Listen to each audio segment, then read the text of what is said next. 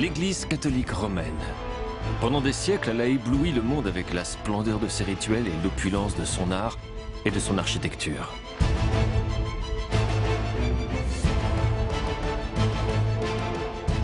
Aujourd'hui, elle rassemble 1,2 milliard de catholiques.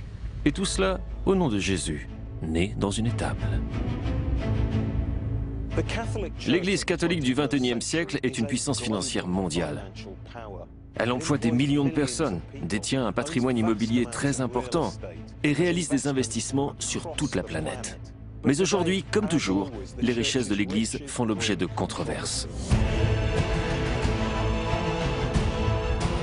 Je m'appelle John Dickey. Je suis historien. Ceci est une enquête au cœur des finances de l'Église. Elle va me conduire sur 2 continents et dans des lieux très inattendus.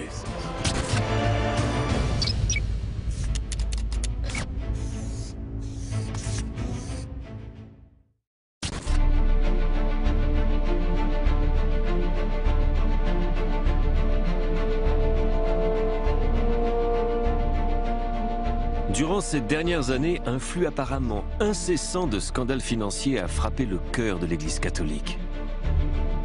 En Allemagne, un évêque a dépensé 31 millions d'euros pour rénover sa résidence diocésaine. Le président de la Banque du Vatican a été mis en examen. Même le majordome de l'ancien pape a ajouté son grain de sel, en rendant public des documents prouvant l'existence de conflits d'argent dans la hiérarchie de l'Église.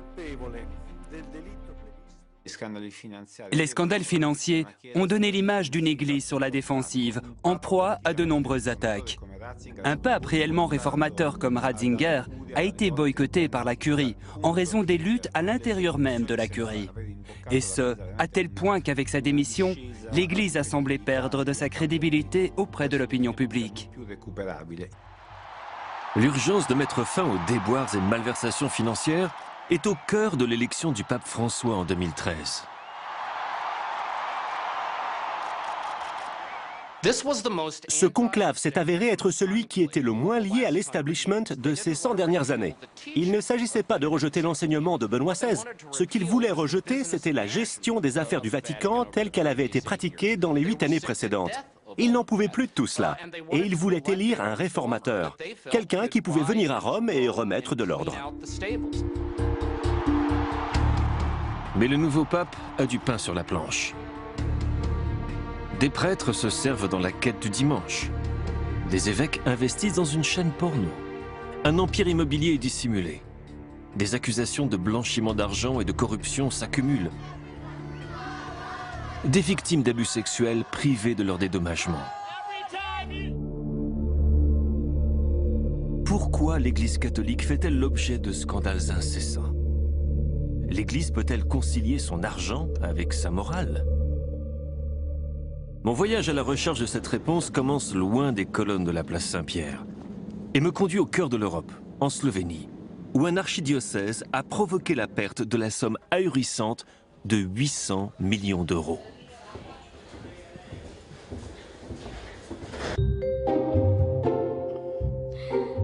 Des corps nus frémissants, des gémissements et des halètements exagérés. Ce n'est pas exactement le genre de choses qu'on s'attendrait d'une chaîne de télévision détenue par l'Église. Or, c'est précisément ce genre de pornographie qui était diffusé par une chaîne appartenant à l'archidiocèse de Maribor, en Slovénie. Les catholiques d'ici étaient suffoqués. Et ils s'étonnèrent encore plus lorsqu'il apparut qu'il ne s'agissait là que du début d'un scandale qui touchait leur Église.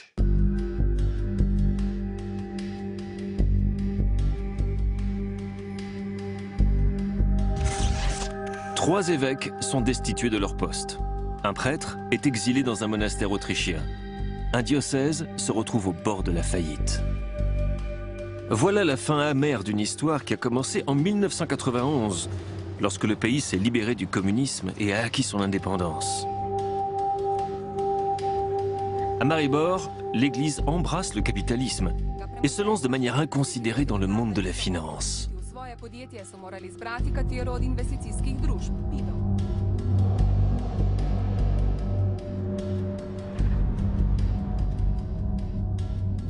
L'église de Maribor s'est lancée dans les affaires il y a 20 ans, à la fin du régime communiste en Slovénie. Les entreprises publiques ont été privatisées et les gens recevaient des certificats qu'ils pouvaient investir en options sur titres. L'église a donc décidé qu'elle devait participer à cette course à la privatisation et a commencé à rassembler ses titres essentiellement à travers ses fidèles. Dans la tentative de regagner l'influence qu'elle avait perdue durant le régime communiste, l'église de Maribor a voulu imiter l'Italie et l'Autriche en créant des écoles catholiques comme celle-ci.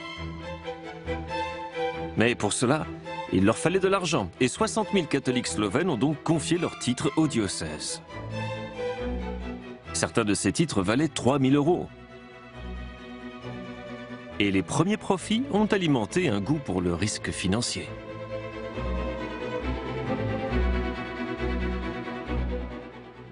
Ils rachètent de grandes sociétés slovènes dans l'industrie chimique, l'industrie du papier et les télécommunications. Ils investissent également à l'étranger, dans de grands projets d'infrastructure ou des projets immobiliers. Tous ces investissements s'avèrent très risqués. L'Église crée 2 fonds d'investissement, Zwan 1 et Zwan 2, Cloche 1 et Cloche 2 en français. À travers ces fonds, elle achète un port en Croatie et un abattoir en Argentine, des parts dans des compagnies pétrolières et dans l'industrie du titane.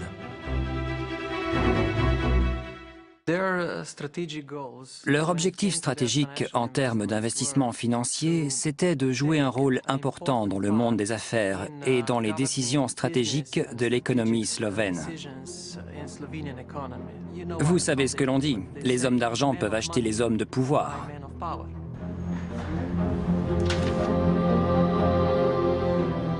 L'investissement le plus important et le plus risqué de l'archidiocèse est celui qu'il fait dans une société de médias et de télécommunications appelée T2, oui, celle qui diffusait les films porno. Elle aurait dû installer la fibre optique dans toute la Slovénie. Un projet avec un fort potentiel, soutenu par de généreux prêts bancaires, mais la crise de la zone euro a explosé.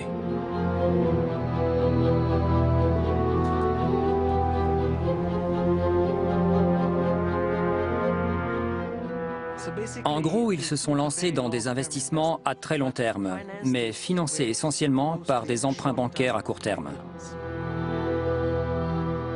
C'est incroyable qu'ils aient obtenu autant de prêts. Lorsque je suis entré dans le conseil de surveillance de la plus grande banque slovène, j'ai eu l'impression que les liens personnels combinés à l'influence politique étaient utilisés pour obtenir des fonds financiers à une très grande échelle. Lorsque la crise financière a explosé, l'apport de fonds dans le système bancaire slovène en provenance du marché étranger s'est complètement tari. Et la faillite était inévitable. L'effondrement de Cloche 1 et Cloche 2 a conduit également l'église de Maribor au bord de la faillite. La personne qui avait mis au point ces stratégies catastrophiques avait très peu de background financier. Il s'agissait du trésorier de l'archidiocèse, Mirko Krasovec, un prêtre. Je pense que l'incompétence d'employés haut placés de l'Église peut expliquer en partie ce qui est arrivé. Il est de la responsabilité de tout investisseur d'engager des experts. Mais quand on engage un expert, cela veut dire que quelqu'un de l'extérieur peut exercer une forme de contrôle sur la société, le holding ou les investissements. Et je pense que le contrôle extérieur, la transparence, c'est quelque chose qu'ils ont délibérément choisi de ne pas avoir. En 2007, Rome découvre ce qui se trame à Maribor lorsque son évêque demande l'autorisation de faire 2 emprunts de 5 millions d'euros chacun.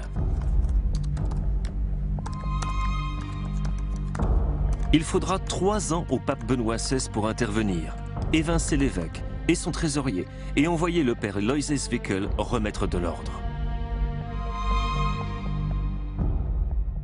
C'est un énorme défi pour l'église de Maribor. L'église de Maribor ne dispose que des ressources issues des fidèles. Elle doit faire face à de sérieux problèmes car sans les ressources financières, elle devra pourtant poursuivre sa mission pastorale.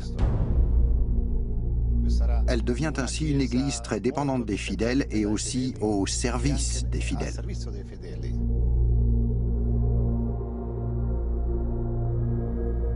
La crise de Maribor a été provoquée par plusieurs éléments.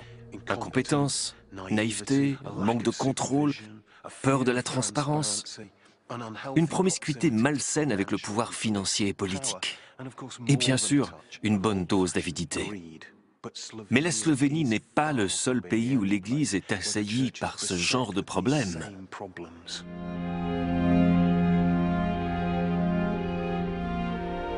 Avere di più, avere di più, avere di più. Ti porta all'idolatria. Ti distrugge il rapporto con gli altri.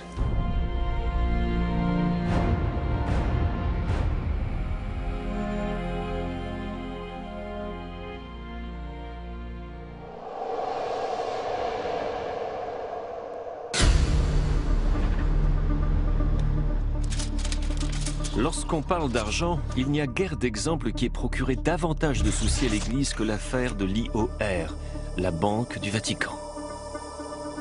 L'arrestation d'un prêtre en juin 2013 souligne les anomalies d'une institution qui a souvent fait l'objet de fortes critiques.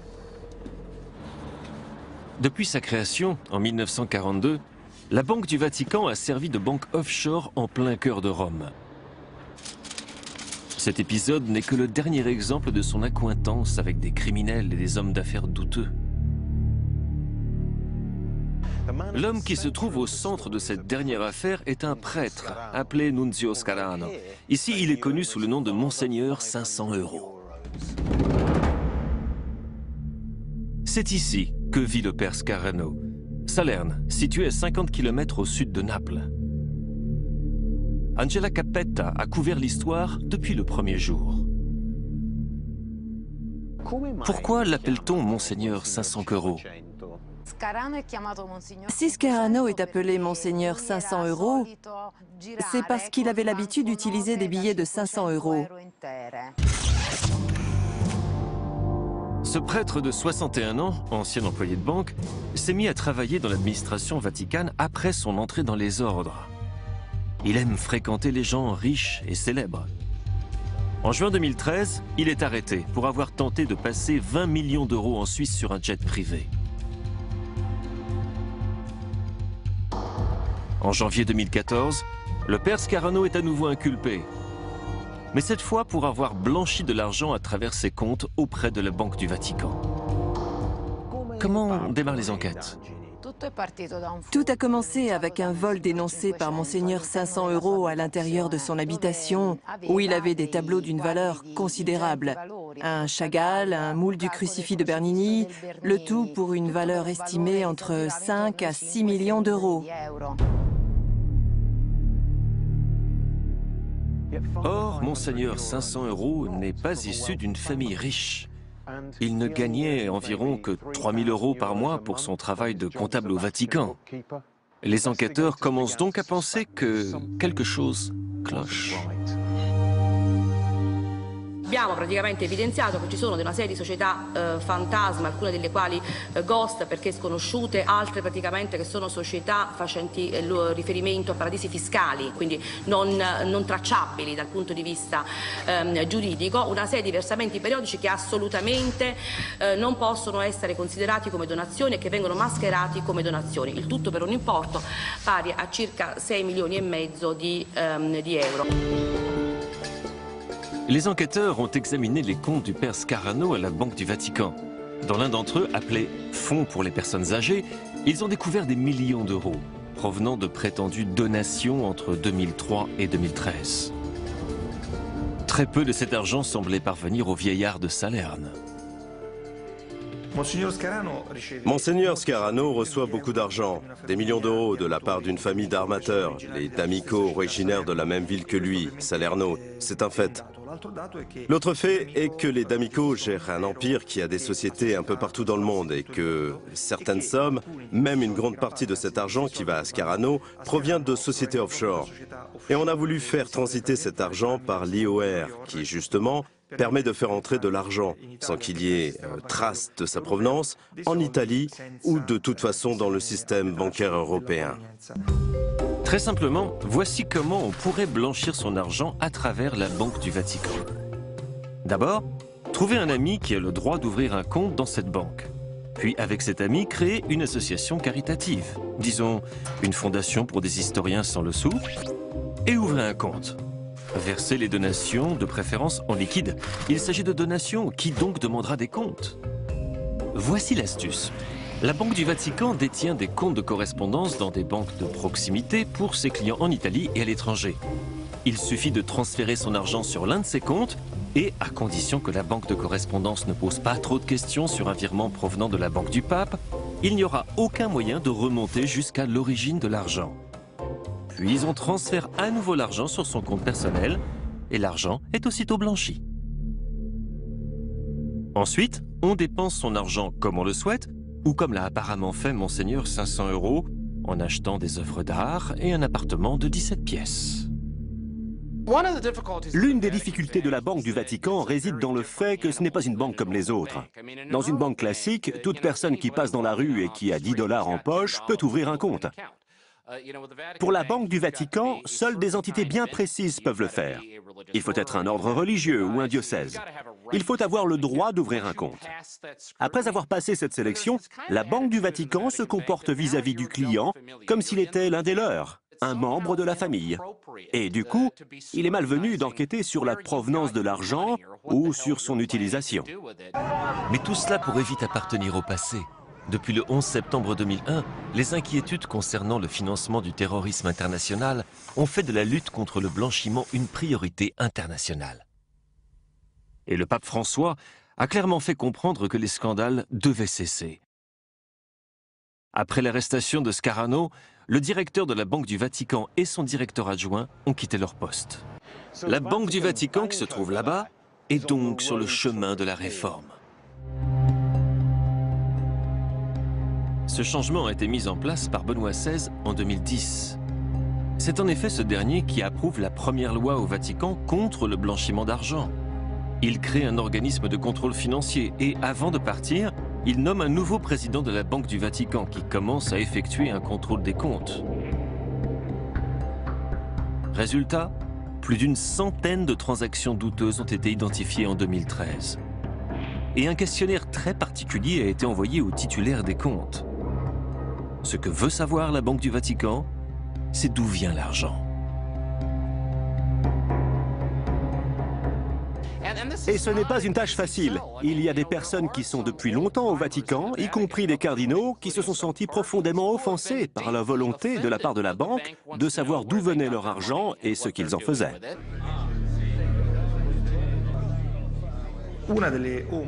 Une des zones d'ombre est certainement celle des fondations qui peuvent couvrir l'utilisation d'argent. Au mieux encore, des mouvements d'argent sans lien avec leur but institutionnel. Ou même des fondations qui, en réalité, sont factices. Mais le pape François semble résolu. Il nomme un nouveau chef du comité de contrôle financier et forme une commission pour réformer les institutions financières du Vatican. Ah, et il remplace tous, sauf un, les cardinaux qui siégeaient au conseil d'administration de la Banque du Vatican. Depuis l'arrivée du pape François, on a la sensation que les réformes se sont accélérées. La Banque du Vatican a créé un site internet où elle a publié son bilan annuel comme n'importe quel autre institut financier. C'est la première fois que l'on voit vraiment les chiffres, que l'on voit vraiment où va l'argent.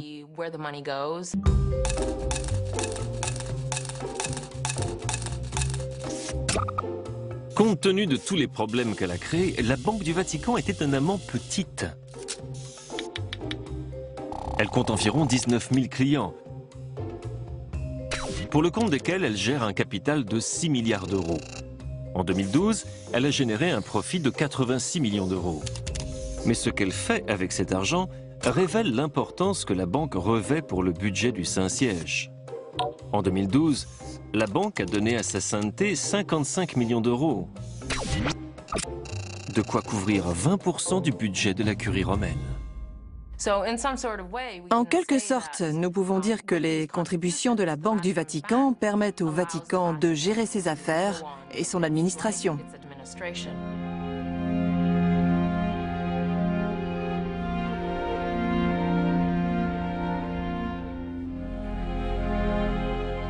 Io non so come finirà lo IOR. Alcuni dicono che forse è meglio che sia una banca, altri che sia un fondo di aiuto, altri dicono chiuderlo. Ma se sentono queste voci, io non so. Io mi fido del lavoro delle persone dello IOR che stanno lavorando in questo, anche della Commissione, no? Mais place Saint-Pierre, la transparence semble encore lointaine. Regardons de plus près le budget opérationnel du Saint-Siège. En 2012, le bilan annonce un revenu d'environ 250 millions d'euros et des dépenses pour environ 248 millions d'euros, avec un profit net d'environ 2 millions. Mais ces chiffres ne disent pas tout sur les biens détenus par le Vatican.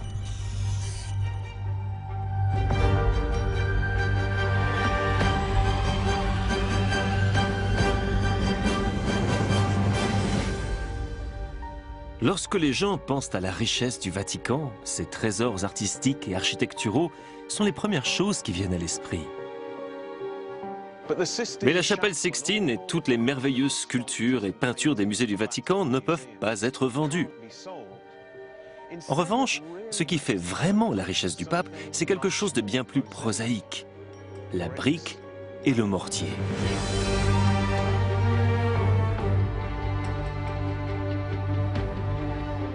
Avec plus de 220 000 paroisses à travers le monde, l'Église catholique a évidemment beaucoup de terres consacrées. Mais ce n'est que le début. Le pape pourrait bien être un des plus grands propriétaires de biens immobiliers au monde.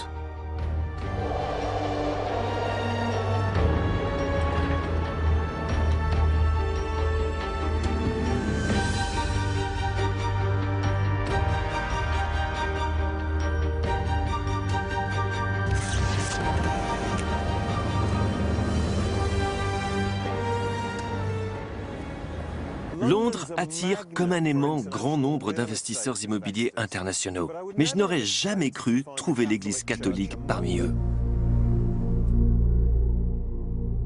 Je suis ici à Mayfair, l'un des quartiers les plus chers de la ville.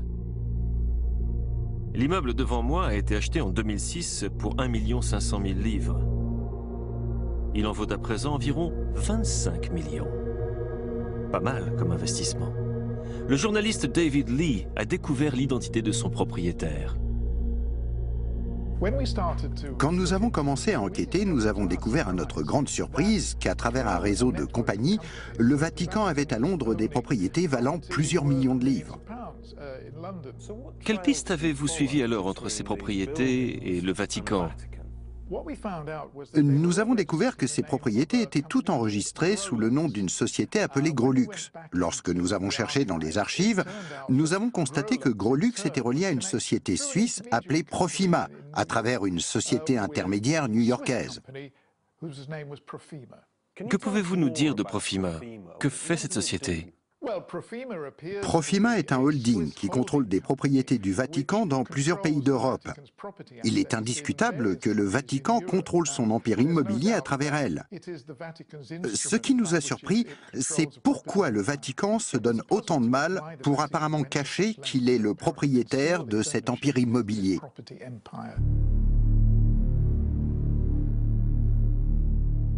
Ces documents remontent à la Deuxième Guerre mondiale. Et d'après ce qui est écrit ici, Profima était vu d'un mauvais œil par le gouvernement britannique. Ils pensaient que cette société servait à cacher la véritable origine de l'argent. En d'autres termes, celle d'un pays ennemi, l'Italie fasciste.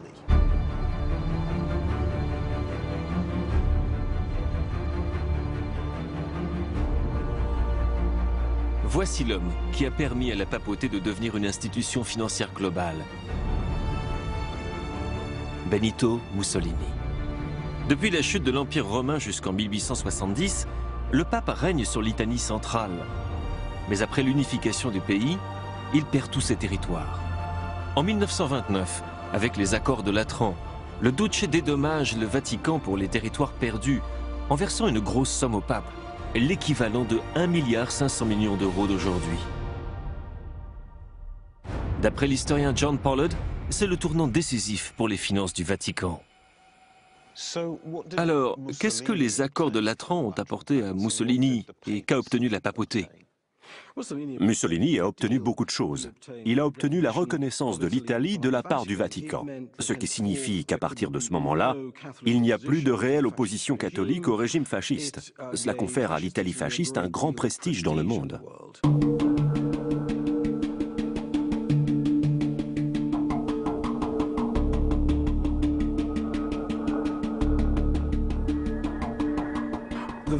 Le Vatican a désormais sa propre souveraineté territoriale indépendante. Il a ses propres réserves qu'il peut investir afin d'acquérir une certaine indépendance financière. À partir de ce moment, l'Église catholique romaine et le Vatican ne sont plus pauvres.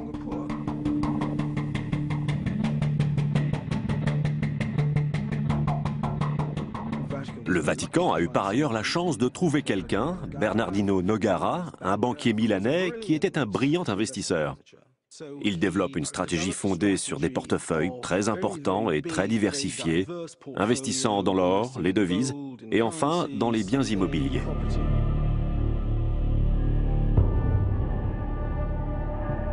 À partir de ce moment-là, le Vatican devient un géant international de l'immobilier.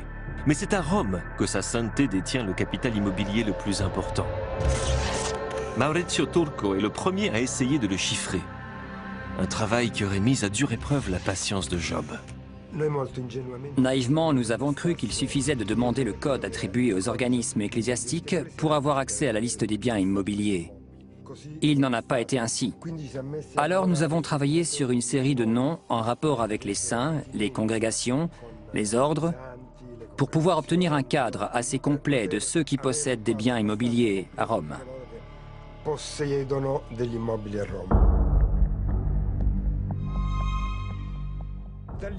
À partir de là, nous avons réussi à identifier 24 000 biens immobiliers entre terrains et immeubles dans la ville de Rome.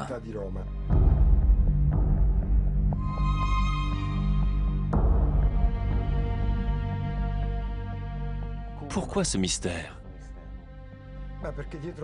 Parce que pour chaque bien immobilier, on doit payer une taxe. La taxe sur les biens immobiliers, justement. Pendant plusieurs années, les biens immobiliers appartenant à des organismes ecclésiastiques ont été exonérés d'impôts. Non pas sur la base de l'activité exercée à l'intérieur de l'immeuble, mais sur la base de la titularité, de la propriété de ce bien. C'est-à-dire que si le bien immobilier appartient à l'organisme ecclésiastique, il n'y a pas d'impôt à payer, même si on exerce des activités commerciales. Il suffisait d'une chapelle à l'intérieur du restaurant qui appartenait à un organisme ecclésiastique pour ne pas payer d'impôt. Des restaurants et hôtels catholiques. On ne trouve pas cela partout. Mais la ville éternelle en est remplie. Et il gagne beaucoup d'argent. Un séjour dans un bon hôtel catholique peut coûter jusqu'à 600 € la nuit. À Rome et dans ses environs, l'église offre une capacité de 10 000 lits. Allant des simples bed and breakfast au palace 5 étoiles. Et cela produit un revenu de 700 millions d'euros par an.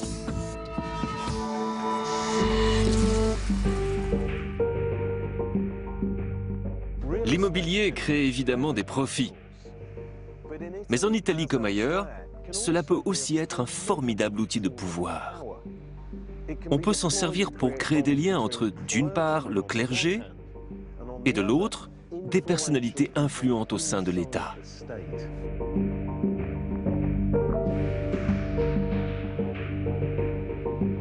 Prenons l'exemple de la Congrégation pour l'évangélisation des peuples, connue sous le nom de Propaganda Fide.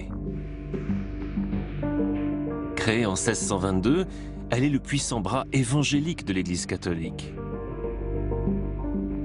Rien qu'autour de Rome, elle détient plus de 1100 propriétés. La grande force de Propaganda Fide découle de l'immense patrimoine immobilier. Rien qu'en Italie, le patrimoine immobilier vaut environ 10 milliards d'euros. C'est l'estimation qu'on en fait.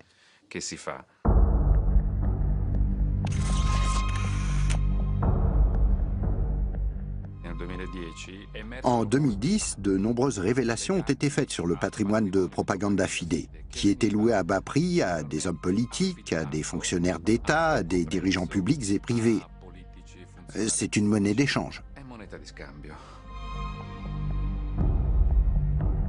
Et la vente à prix cassé d'un immeuble de Propaganda Fide a attiré l'attention des enquêteurs. Ils ont alors découvert l'implication d'un des ministres du gouvernement Berlusconi. L'enquête a été menée par le procureur Sergio Sottani.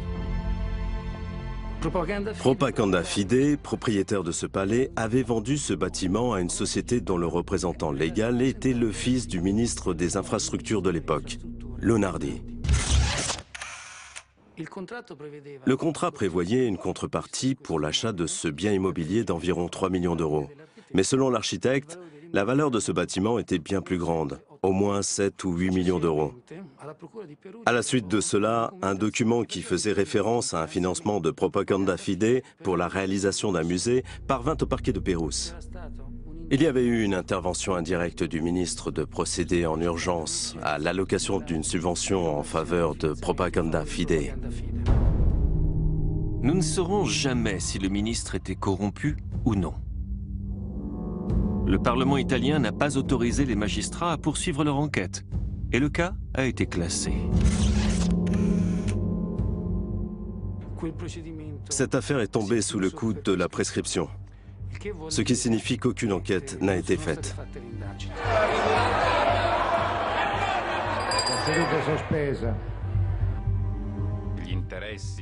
Pour l'État italien, les intérêts et les relations avec le Vatican sont trop importants pour les interrompre, qui plus est pour une enquête pour corruption.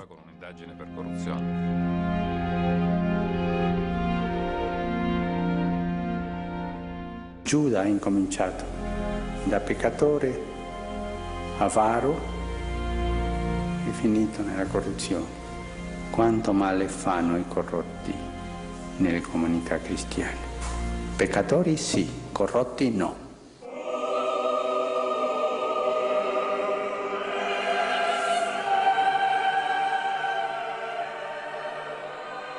Tout au long de son histoire millénaire, les relations de l'Église avec les pouvoirs politiques ont souvent été financièrement avantageuses.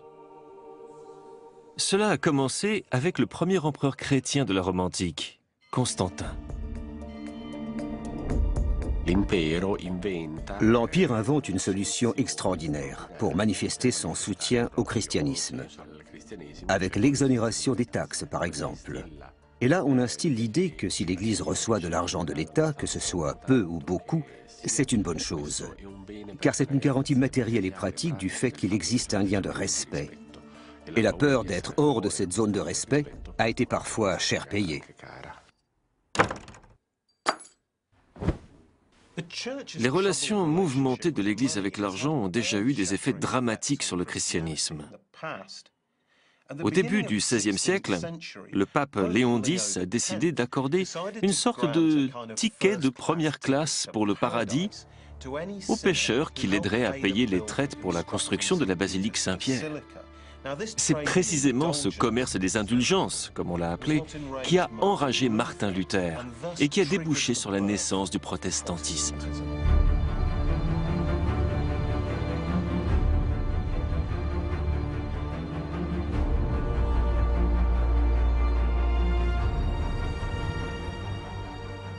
La vente de ces indulgences était une très bonne affaire. En fait, le premier slogan de l'histoire fut conçu précisément pour promouvoir la vente des indulgences. C'est le prêtre dominicain Johann Tetzel qui, au XVe siècle, allait parmi les gens en disant « Sitôt que sonne votre bol, du feu brûlant, l'âme s'envole ». Et cela lui permit de collecter beaucoup d'argent.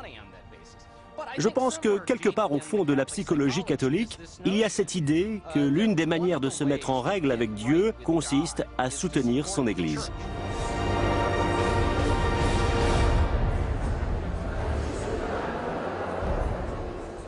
Les gens paient pour les messes. Ils font dire des messes pour les défunts. Pourquoi? Parce que le fait de dire une messe les aidera à sortir du purgatoire. Il y a encore cette mentalité-là chez les personnes âgées. Ma grand-mère, qui a 93 ans, c'est ce qu'elle fait. En guise de carte de vœux à Noël, elle envoie une carte disant qu'elle fait célébrer une messe pour votre mari. Et cela renvoie également au concept des indulgences.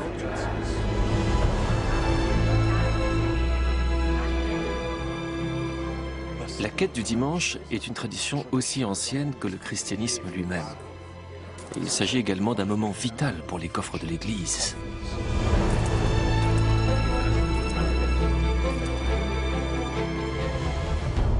Avec ce don hebdomadaire, les catholiques contribuent à leur paroisse et à ses nombreuses initiatives. Des œuvres de bienfaisance jusqu'au bulletin d'information de l'Église. Mais toutes les offrandes ne restent pas au niveau local. Les paroisses en versent une partie à leur évêque, lequel verse à son tour et à sa discrétion une contribution au pape. En 2012, les évêques ont envoyé place Saint-Pierre l'équivalent de 26 millions d'euros.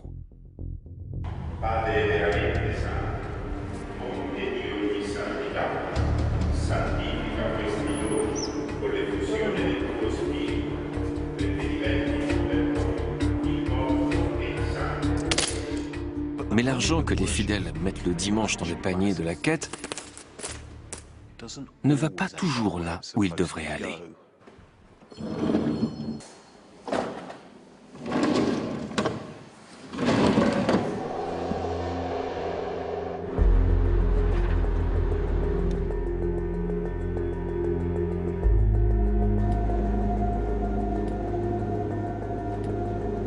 Le détournement de l'argent des quêtes est l'un des problèmes les plus graves que l'Église doit affronter dans le monde. Aux USA, où les quêtes du dimanche rapportent la coquette somme de 13 milliards de dollars par an, ce détournement atteint des niveaux records. Chuck Zeck a créé un master en management de l'Église à l'université de Villanova. Il me donne un petit cours.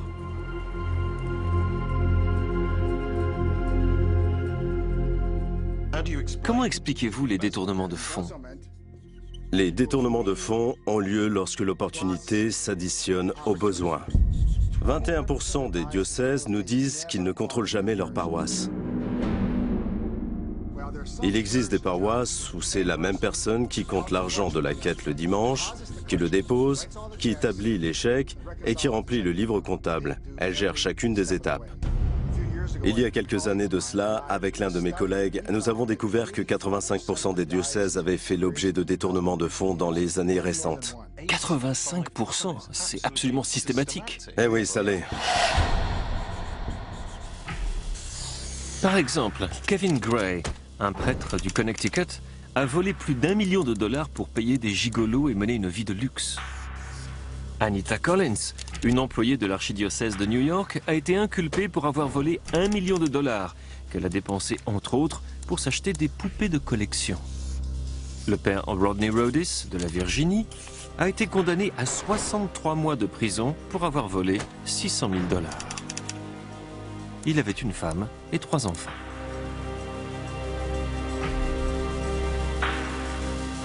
Personne ne s'attend à ce qu'un prêtre détourne les fonds de son église. Personne ne s'attend à ce qu'un employé laïque détourne les fonds de son église. Du coup, le type de contrôle financier qui se fait dans le monde des affaires n'est pas prévu. Plus qu'une incapacité à comprendre les principes du management, il me semble qu'il s'agit là d'une incapacité à comprendre la nature humaine. Se noi andiamo sulla strada delle ricchezze, se andiamo sulla strada della vanità, diventiamo lupi, no? Pastori. Pregate per questo. Lorsqu'il s'agit d'argent, nous sommes face à l'une des institutions les plus désorganisées et décentralisées au monde. Cela est dû en partie au précepte suivant lequel les décisions sur l'utilisation des ressources financières ne devraient pas être prises par l'autorité centrale, mais qu'elles sont définies au niveau local.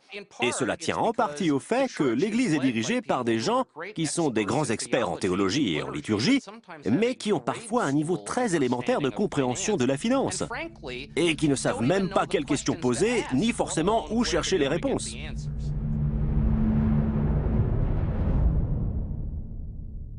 Mais l'envers de tout cela, c'est que ça ouvre évidemment la porte à des procédés douteux et à la possibilité d'une véritable corruption.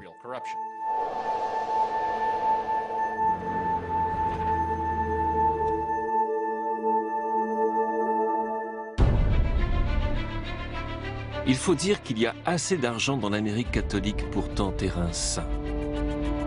En 2012, l'archidiocèse de Chicago, par exemple, a déclaré des actifs pour un total de 3 milliards 100 millions de dollars. À titre de comparaison, cette même année, l'archidiocèse de Cologne, le plus riche d'Allemagne, a déclaré 166 millions d'euros d'actifs.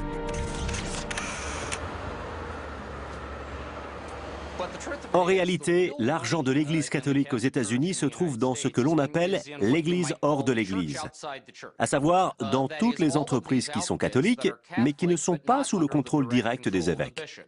Il y a 56 réseaux médicaux catholiques aux États-Unis qui dépensent près de 100 milliards de dollars. Il existe 251 universités catholiques, les 10 premières dépensent à elles seules plus de 6 milliards de dollars. Dans ce pays essentiellement protestant, le dollar catholique est une force importante. D'après nos estimations, le poids financier de l'Église aux USA atteint les 170 milliards de dollars par an.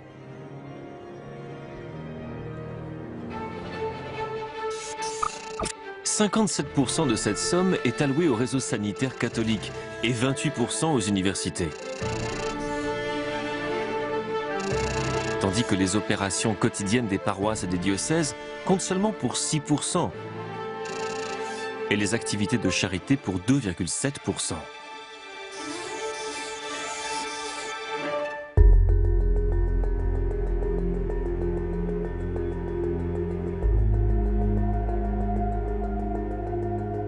Si l'Église catholique était une entreprise, elle compterait parmi les 20 premières aux USA, tout là-haut, avec des sociétés comme General Motors et Apple. Pour être honnête, je pense que c'est là une des raisons pour lesquelles ces dernières années, le Vatican s'est beaucoup dépensé afin que l'Église catholique américaine ne perde pas le contrôle de ses affaires.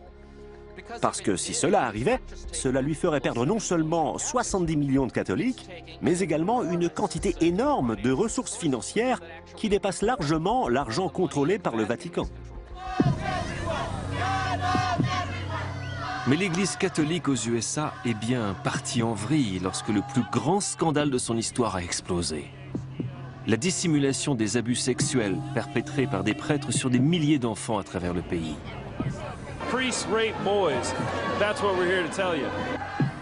Son impact sur les victimes, sur l'Église et sur ses caisses se fait encore sentir aujourd'hui. On estime que 3 milliards 300 millions de dollars de dédommagement ont été versés aux victimes entre 1994 et 2012. Suite aux demandes de dédommagement de la part des victimes d'abus sexuels, 10 diocèses américains ont déjà fait faillite. À chaque fois qu'il y a une procédure de faillite, il faut produire une montagne de papiers, produire une montagne de documents. Et ce sont ces documents qui nous ont appris énormément de choses que nous ne savions pas auparavant sur l'Église et sur son argent.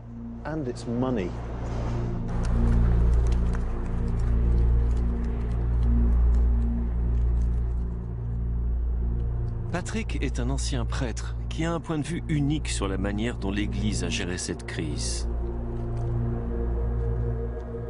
En tant que moine bénédictin de l'archidiocèse de Saint-Paul et de Minneapolis, j'ai fait ce que l'on fait dans chaque diocèse de ce pays et du monde. Il faut qu'il y ait quelqu'un disposé à s'occuper d'un auteur d'abus sexuels. Lorsque cette personne est mise à l'écart, juste avant n'importe quel type de révélation publique, il faut que quelqu'un prenne les devants et aille calmer les esprits pour résoudre le problème. Avant même de parler de dédommagement, les abus sexuels sont une affaire qui coûte très cher à l'Église. Eh bien, lorsque je suis entré dans le conseil financier de l'archidiocèse de Saint-Paul, il y avait une partie du budget consacrée aux problèmes liés aux abus sexuels de la part du clergé et tout ce qui va avec. Les types qui doivent suivre des traitements dans différentes sortes d'établissements, qui ont des enfants, toutes ces choses pour lesquelles il faut payer. Mais elles doivent figurer sous des frais génériques, afin que personne ne le sache, sauf les personnes de la chancellerie et les prêtres qui sont en train de négocier ces accords. Et comment avez-vous vécu ce rôle d'intermédiaire pour les affaires d'abus sexuels sur des enfants au sein de l'Église catholique? Au bout de ma 5e mission, après avoir été confronté à de nombreux enseignants laïcs et ecclésiastiques ayant perpétré des abus sexuels, j'ai compris que ce problème durait depuis des siècles et qu'il constitue un réel problème financier interne réglé à travers des sommes versées au noir et que cela ne s'arrêtera pas. J'ai donc choisi de partir. Patrick Wall est devenu avocat et a rejoint Jeff Anderson, qui a représenté plus de 1000 victimes d'abus sexuels. Leur attention est actuellement concentrée sur Milwaukee, où 48 prêtres sont inculpés d'abus sexuels.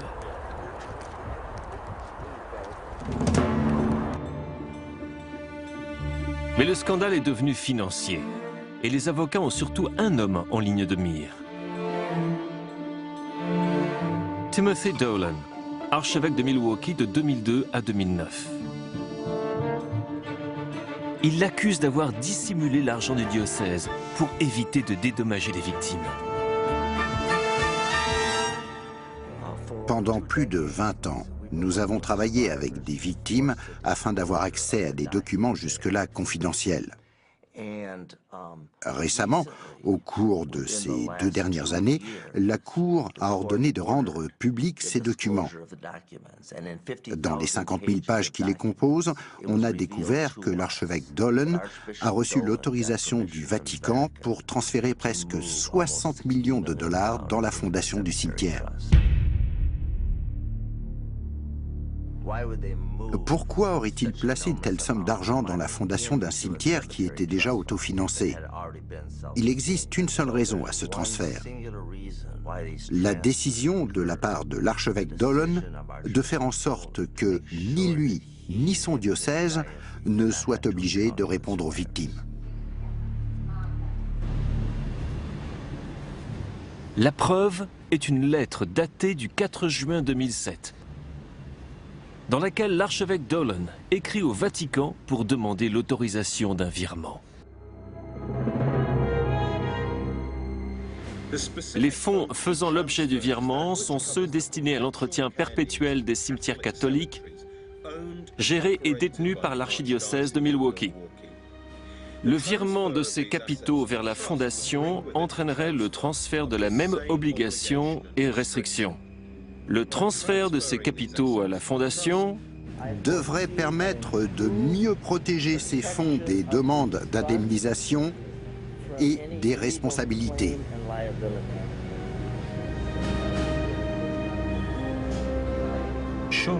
L'Église, qui fait beaucoup de bien à la communauté, a sans aucun doute le droit de protéger son capital.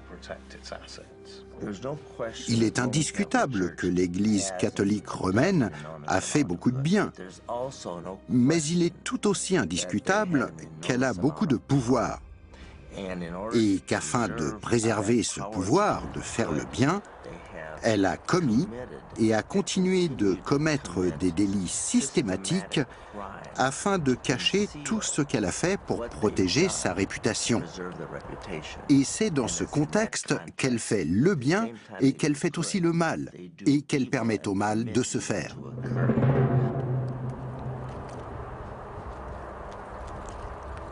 This is the hat I want to put on the Empire State Building and the home plate at Yankee Stadium and the Statue of Liberty.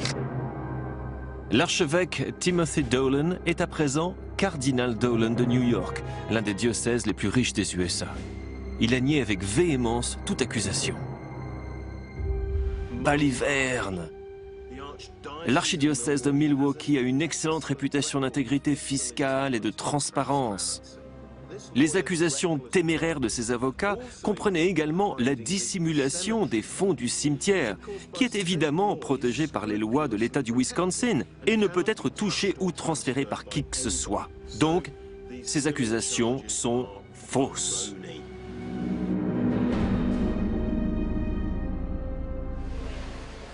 À Milwaukee, les blessures sont encore ouvertes et douloureuses. Ravi de vous rencontrer. Comment allez-vous? Bienvenue à Milwaukee. Peter Isley a subi les abus sexuels d'un prêtre pendant 2 ans lorsqu'il était enfant. Ils ont dépensé des millions de dollars, non seulement pour couvrir leurs crimes, mais aussi pour être sûrs que les victimes ne recevraient aucun soutien et aucun dédommagement pour ce qu'ils ont subi. 11 millions de dollars ont été dépensés, rien qu'un avocat. Prenez le cas typique d'un prêtre, auteur d'abus sexuels. Disons qu'il a exercé son ministère pendant 25 ans et disons que les abus sur les enfants ont été découverts au début de son ministère. Combien pensez-vous qu'il faut d'argent pour maintenir le salaire de ce prêtre, pour couvrir tous ses frais d'avocat, pour couvrir tout ce qu'il a fait? Disons que cela coûte, en restant prudent, 1 million de dollars. Lorsqu'un évêque, comme Dolan ou quelqu'un d'autre, nous dit que ce qui compte dans l'Église, c'est la charité, et qu'on ne peut continuer à exercer cette charité en raison des poursuites judiciaires. Évidemment, si on est prêt à dépenser 1 million de dollars ou plus pour l'auteur d'abus sexuels parce qu'il s'agit d'un prêtre et qu'on gaspille tant d'argent pour lui, ce n'est évidemment plus de charité qu'il s'agit, non?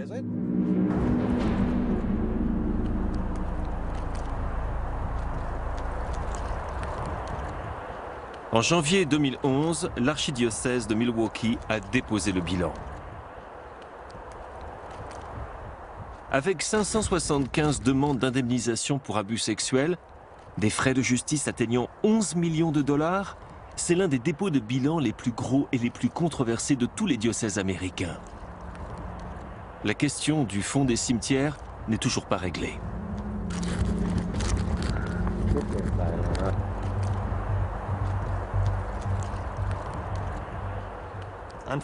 Malheureusement, l'Église a la responsabilité de sauvegarder ce qu'elle a.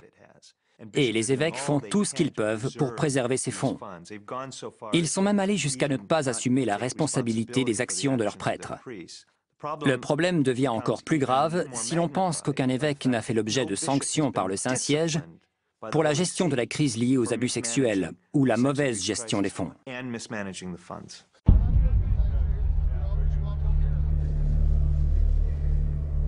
La question des dédommagements à verser aux victimes d'abus sexuels de la part de prêtres a déclenché une bataille légale, État après État, à propos du délai de prescription américain.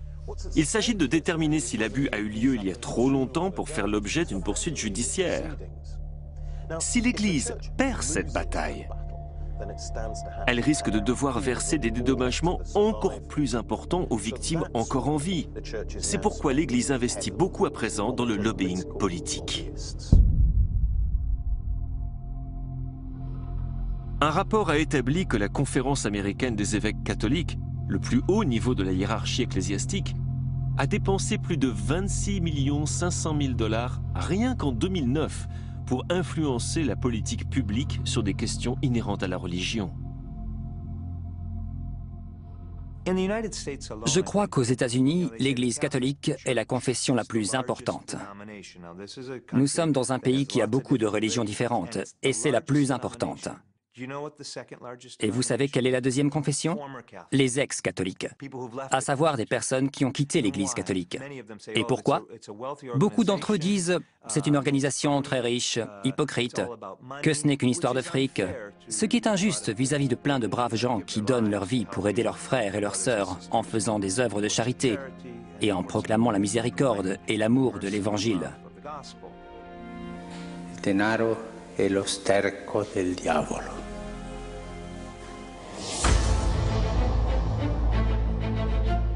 Faire le bien, aimer son prochain, s'occuper des pauvres.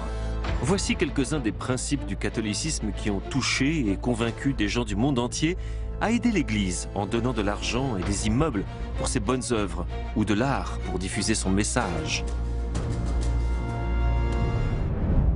Partout où je suis allé, j'ai vu une église qui est profondément mal à l'aise face aux dangers et aux responsabilités qui découlent inévitablement de la gestion d'un patrimoine. La réponse du pape François est de relancer la vision exaltante d'une église pauvre. Mais qu'est-ce que cela veut vraiment dire? Le Ghanéen Peter Turkson, l'un des cardinaux les plus influents au sein du Vatican, a son interprétation. Pensez-vous que dans ses avertissements concernant l'argent, la corruption, etc., le pape adresse aussi un message à l'Église elle-même? Oui, le message s'adresse aussi aux personnes qui font partie de l'Église. Il concerne leur rapport à l'argent et à la richesse et la manière dont cela peut compromettre la crédibilité de leur prédication de l'Évangile et leur propre ministère. Le message s'adresse donc à chacun d'entre nous. Le pape François donne lui-même l'exemple. Il a refusé bon nombre des privilèges de son office. Il roule dans la première voiture disponible. Et il préfère loger dans une chambre d'hôtel plutôt que dans la majesté du palais apostolique. Il a dit qu'à partir du moment où le prêtre fait bien son métier, le peuple l'aide. C'est le prêtre qui doit chercher les pauvres. Il n'est pas le petit seigneur local, il est au service des fidèles, et donc l'argent ne sert que dans la mesure où il donne crédibilité à sa mission. C'est utile si cela aide, sinon l'argent devient vraiment un obstacle à ta mission.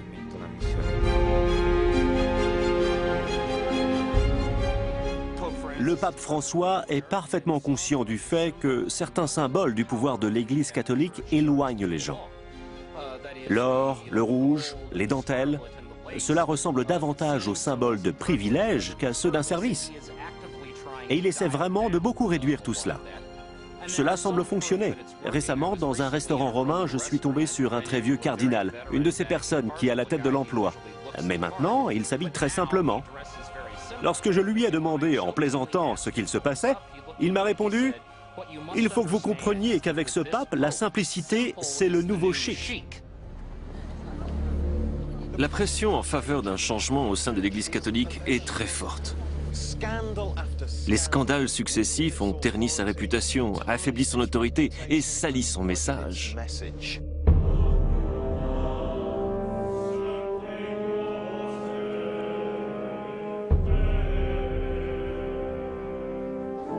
Le pape François essaie de remettre de l'ordre dans sa maison. Il a autorisé l'examen des comptes du Vatican. Il s'élève contre l'avidité, l'avarice et l'ostentation. Mais son chemin pourrait être difficile.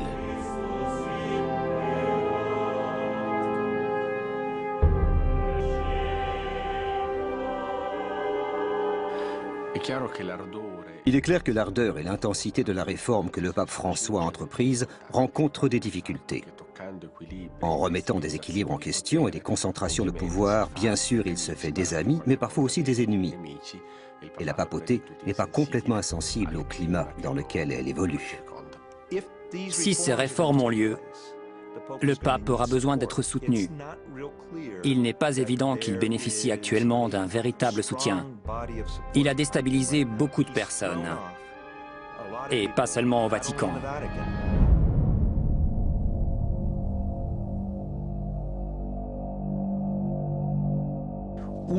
Un des principaux magistrats anti-mafia italiens, Gratteri, a reconnu que le pape François risque sa vie car les clans de la mafia qui étaient habitués à recycler l'argent à travers l'IOR ne peuvent plus le faire. La transparence, la glasnost du pape les rendent nerveux car ils ont perdu un extraordinaire moyen de blanchir leur argent provenant de la drogue et des trafics illicites. Donc on pourrait craindre un attentat sur le pape François.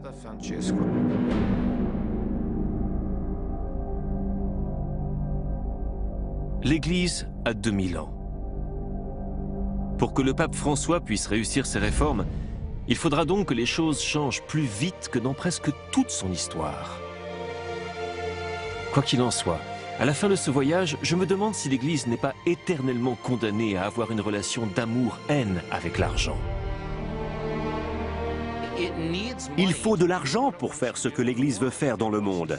Si elle veut servir les pauvres, si elle veut dire la messe, il faut qu'elle ait des ressources financières.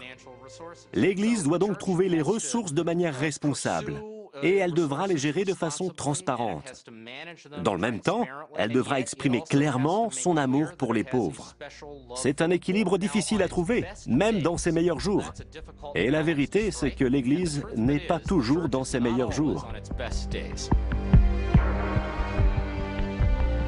Du point de vue des relations publiques, la promotion d'une Église pauvre s'avère être une stratégie terriblement efficace, si l'on en juge par les foules attirées par le pape François. Mais réforme est un de ces mots comme amour et espoir qui font l'unanimité. Ce qui est difficile, c'est de les mettre en pratique. Tout populaire qu'il soit, si le pape François n'arrive pas à régler les controverses liées à l'argent, presque rien d'autre n'aura d'importance dans sa papauté.